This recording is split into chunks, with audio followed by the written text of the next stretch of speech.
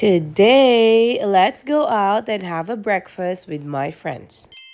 Medyo ngongo tayo for today's video kasi ilang araw na tayong sinisipon. Umulan umaraw nga yung weather dito sa amin kaya medyo nagkasakit tayo. Pero today is a good weather. Nakikita nyo naman at nandito tayo sa 330 Main Street. Magbe-breakfast/lunch tayo dito sa OEB Breakfast & Co. Nakapag-breakfast na kami dati dito ni Dandan. Yung mga servings nila dito ay parang Canadian breakfast. Pagpasok mo dun sa actual building, you just turn left and mararating mo na ang OEB. Pagpasok nga namin, sinalubong kami ng napakagandang CEO ng OEB Breakfast. Syempre, joke lang. Ito ang aking friend na si Brit. Bagong kulay pa siya dyan. Galing siyang Alberta. Pabalik na sila later that day. Kaya rin kami nag-lunch and breakfast dito. Yung pagmumukha namin dyan medyo magalahat kasi literal nakakagising lang namin and then dumiretso na kami dito after. Usapan kasi dapat mga 9 AM aalis na para alas 10 nandun na. Ang ending, alas 11 kami nag-umpisa. Etong OEB kasi magsasara siya ng 2 PM. Hindi siya the whole day bukas.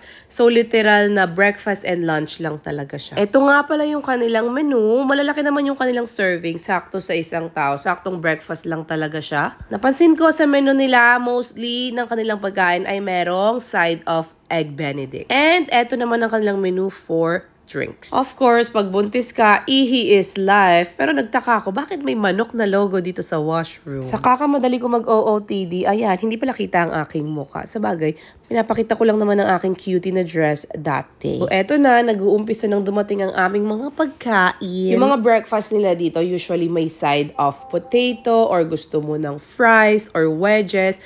Ayan ang kanilang egg benedict. Huwag kayong mag-alala, ang aking eggs ay well done and well cooked. Hindi tayo kakain ng raw for today's video. Eto rin pala yung mga ibang order ng aking friends. Ano yung order pala ni Daldan? Bulgogi siya pero nilagay siya sa bun. Yung aking order ay traditional ata ang tawag. Hindi ko lang ba't siya tinawag na traditional. Para siyang egg benedict with hollandaise sauce. Hollandaise. Ewan ko, basta may bacon, sauce, and nilagay nila sa croissant. Super yummy. Meron din siyang side of potato wedges. Nag-order din nga pala ako ng mango juice on the very side. On the very side? Dahil nga tayo ay 37 weeks na, this week ay tayo ay nagko-contract everywhere, anywhere. Kasama nga pala namin dito sa breakfast na to, itong makulit na dinosaur na to, Rar. Tuwang-tuwa siya that day kasi ang laki ng kanyang playground. Actually, itong OEB, it's inside the big building. Hindi ko alam kung condominiums ba yung nasa taas ng building or mga offices. Pero nasa gitna siya ng main, 330 Main Street. At si Dandan, hinagip pa kung gaano ako kabondat dito sa aking dress. After that, nagpababa lang kami ng kinain dito sa labas and nagsa-sunbathing din kami since maganda din naman ang araw. Nagbibilad-bilad na rin kami. Konting chismis bago kami maghiwa-hiwalay. Sa mga magtatanong, hindi pa ako nanganak. Hindi lang ako makapag-post ng kasi hindi ako makapag-voice over ay paus tayo the past few days. Pero I'm still here. I'm still pregnant.